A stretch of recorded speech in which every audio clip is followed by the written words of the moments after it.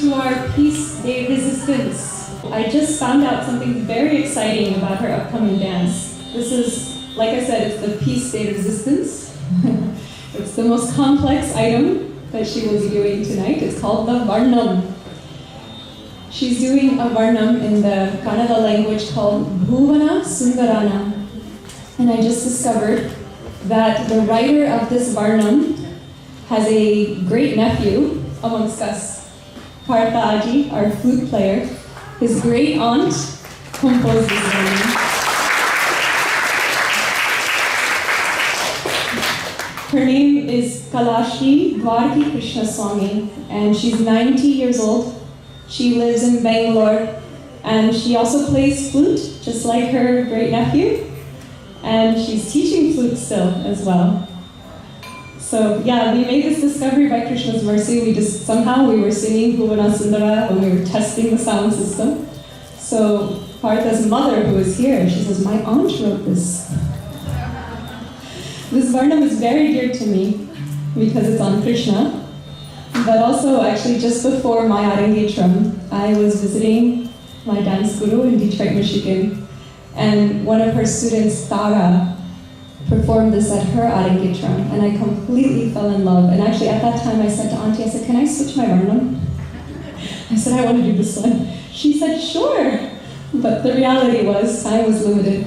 And I had already learned a different Varnam, which is also beautiful, also on Krishna. So it's basically a dream come true for me that Rupa Kishori is doing this Varnam. So Bhuvana Sundarana. Bhuvana means the worlds or the universes. And Sundarana means the enchanter, the one who is the most beautiful. So the one who is enchanting all of the universe. And in this beautiful Varnam, the nayika, the heroine, she's glorifying Krishna's beauty, and she's expressing her deep longing for him and her feeling of shelter under his love. And in that mood of loving shelter, Rupa Kishori will actually be telling a number of stories, 4 stories altogether. The first one is about how Krishna in his form as Narasingha is giving shelter to Prahlad.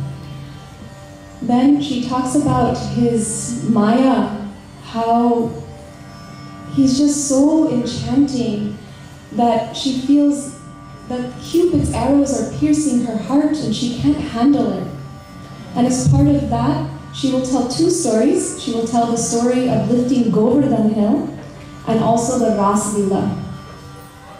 Finally, she will tell the story of Kurma avatar and how he saved the universe by holding up the Mandara mountain when the ocean of milk was being churned by the asuras and the devas.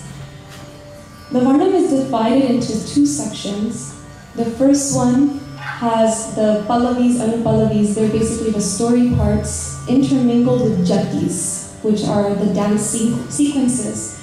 It ends with what's called the muktaiswara, which kind of introduces the next part. It lets you know that swaras are coming now. So if you remember, swaras are combinations of musical notes that fit under the overall raga. Within the framework of the overall raga, which for this one is kamas, the swaras are intertwined within it.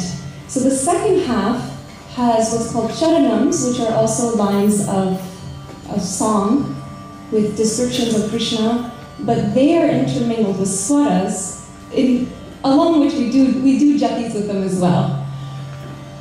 And the second half really focuses on the rasa lila. So the meditation of the heroine is on the beauty of the rasa lila. The moon is shining, the parrots and the cuckoos are singing, the peacocks are dancing, and mixed in with her joy of remembering and meditating on this rasa lila is also her longing in separation from Krishna, because every moment feels like forever for her.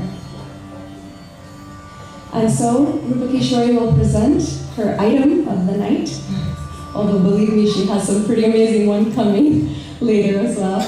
The Varnam, Bhuvana Sundarana.